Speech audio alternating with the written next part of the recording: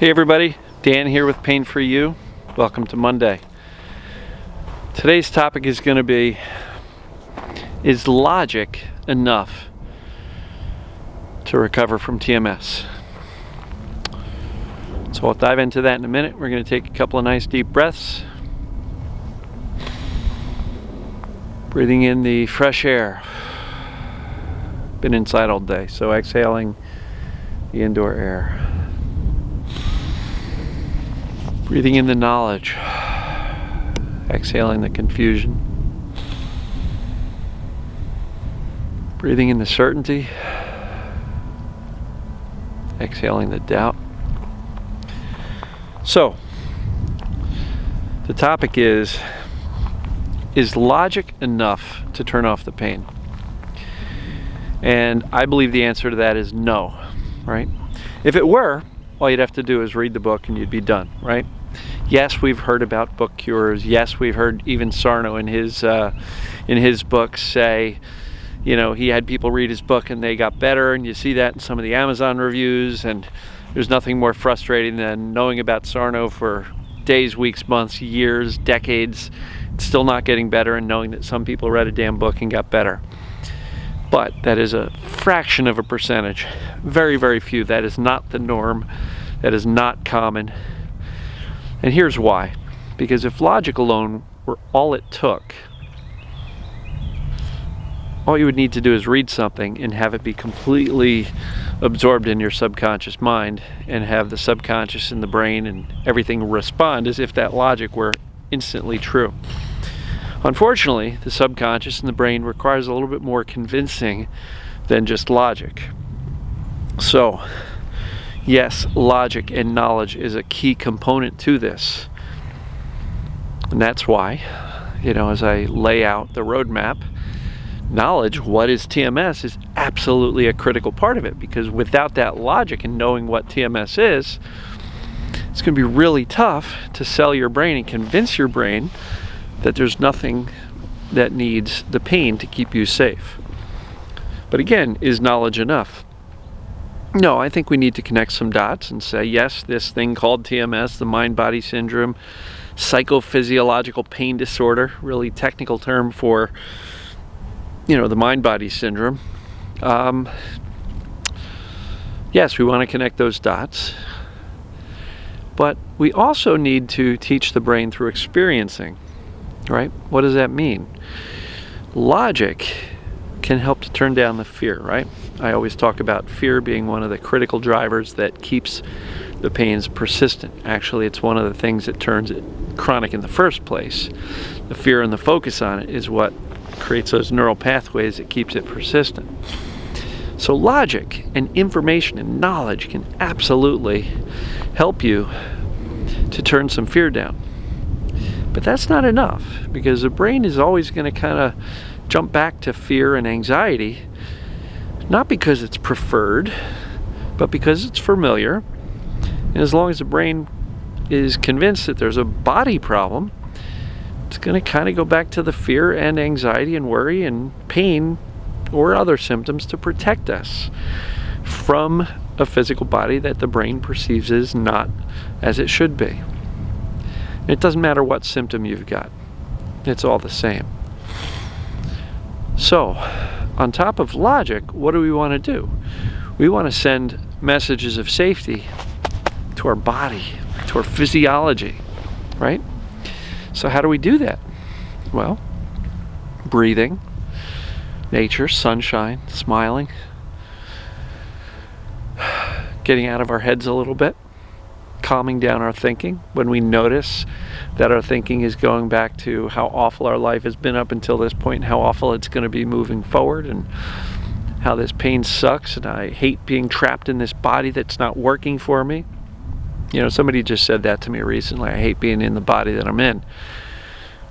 And to me that indicates, no offense to this person, but it means that they don't truly understand TMS yet. It's not the body that's the problem. Yes, that's where you're feeling the pain, but the body's fine, right? Brain is creating the pain. So, is logic and reason enough to turn off the pain? In my experience, no. reading a book, if you get results from that, it's usually short-lived and the symptoms usually come back. So we need to teach the nervous system, the brain, that you're actually safe. And we do that through those messages of safety that I talk about a lot. The breathing, get out of the stress response, right? Calming down your thinking. Why? Because a lot of times the thinking is what keeps us in the stress response. The attitude of indifference is, I don't care, whatever, I hurt today, so what? I've hurt for the past 1,500 days in a row. So what, right? And so that helps to teach the brain that we're okay, we're not in danger. And the shifting focus back to living your life is a really strong message of safety. So a combination of logic plus all of these subtle things that we do work together to teach the brain and the nervous system, calm down. There's really not a problem here, because if there was a problem, you wouldn't be able to be indifferent, whatever. You wouldn't be able to shift your focus away and back to back to living your life, making life more important than babysitting your pains and symptoms. So it's a combination of logic, physically soothing. And look, when you find indifference difficult, yes, you can go back to the logic, so you can grab that fear dial and turn it down. But it all works together. In my opinion, logic alone, reason, knowledge alone is not enough. Yes, it is an absolutely critical part of the recipe, if you will, for turning off and recovering from this thing called TMS, too much stress, too much shit. And TMT, too much thinking, is also, part of this dilemma, which is why I say we need to learn how to calm down our thinking, right? But again, logic alone is not enough. We want to combine that with the soothing. And we don't need to become a meditation guru. We don't need to become a monk. We don't need to, do 18 hours of yoga a week in order to get better. And we don't have to connect with the spirit. We just have to learn to notice when we're walking around all tight and anxious, and learn to breathe. It doesn't take more than 15-20 seconds. A couple of nice, relaxing, deep breaths throughout the course of your day whenever you notice yourself all uptight. If you notice yourself with those fearful, anxiety, catastrophic thoughts, kind of catch yourself. And you can shift your thoughts. Okay, if you find yourself doing the catastrophic thinking, to me, that means you're not living in the present at all. You're living in the future. Or if you are reviewing, the movies of your past, how horrible your life was, you're living in the past. Try to spend as much time as possible in the right now. Really important to do. But we want to convince our body, our nervous system, that we're safe. And yes, we are experiencing a lot of wild symptoms, a lot of different symptoms. There's probably thousands of different variations of how TMS can show up. So if you get frustrated that all I do is talk about pain, it's kind of by default. Sarno talked about pain. I talk about pain. I'm kind of the pain guy. Pain for you is even the brand that I'm creating here, because I experienced pain. I didn't experience gastrointestinal problems, dizziness, or things like that. So anytime you hear me say pain, please, if you've got other symptoms, substitute it for whatever you're dealing with and experiencing. So again, if you've read the books, if you've listened to my videos, if you have listened to podcasts, if you've been on the Facebook groups and exchanged messages with people and read the comments and read 16 books on TMS, and you're not getting better yet, because you might be focused 100% on the knowledge therapy, on the information. And again, I'm not convinced information alone is enough to turn off the pain. So what are you doing to teach your nervous system and your brain that you're actually safe by actually acting safe, right? It's not making believe, but actually getting your body into a state of relaxation where your shoulders are down, the tension's out of your body. You're breathing slowly, deeply, right? It's a message of safety. It's really important. Combine that with the knowledge. Now you're onto something. Same thing. Turn down the crazy catastrophic thinking about the future and how bad your life's going to suck. It's another message of safety. Become more and more indifferent. If you can't, a lot of people say, I can't do that, Dan. Fine, choose your response. Don't freak out, because every time you freak out about your symptoms, your brain is just going, we're not safe, can't let go of these symptoms. So at minimum, do your best not to freak out. And freaking out happens in our brain, in our thinking.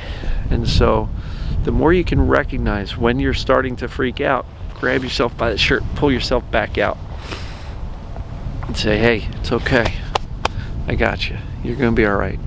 It's when you can use the knowledge and the information to turn down the fear, right? It's just TMS. We know what it is. We've studied it. Sometimes it may help to go review some of the books and, kind of refresh your memory there. And refresh your memory that if you've taken the pain test or done another self-assessment of TMS and it says TMS, remind yourself, hey, you've done the assessment. It's just TMS. Yes, that's knowledge. That's information. And again, if that hasn't done the trick for you yet, move on to the other things that will help you to teach your brain and body and nervous system that you're okay, right? Now, I skipped over so far in this video the feeling your emotions part, the emotional discovery. It's still important.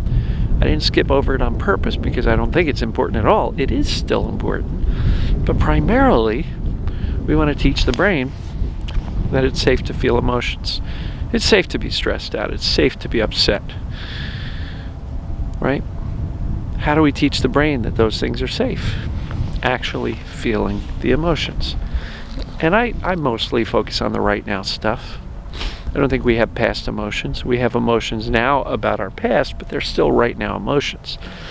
So, yes, we can conjure up all sorts of memories and kind of conjure up those emotions from that memory, but it's still a right now thing. I don't believe we are in pain or having other symptoms because of something that happened in 3rd grade. I could be wrong, and I understand some people may beg to differ, and if that is you, then by all means feel free to go back and journal and try to experience emotions from your past memories. I never found that useful. I did that for at least 6 months, heavy duty, and didn't work. So so with that, I'm going to wrap it up. My sister's calling, and enjoy your Monday. Logic alone is not enough. And incorporate these soothing techniques to teach your brain and your nervous system that you are safe from a physical perspective, plus the knowledge and information side. That combination is really gold, and you're going to get better if you can combine both. So, love you guys and gals, and we will talk to you later. See ya.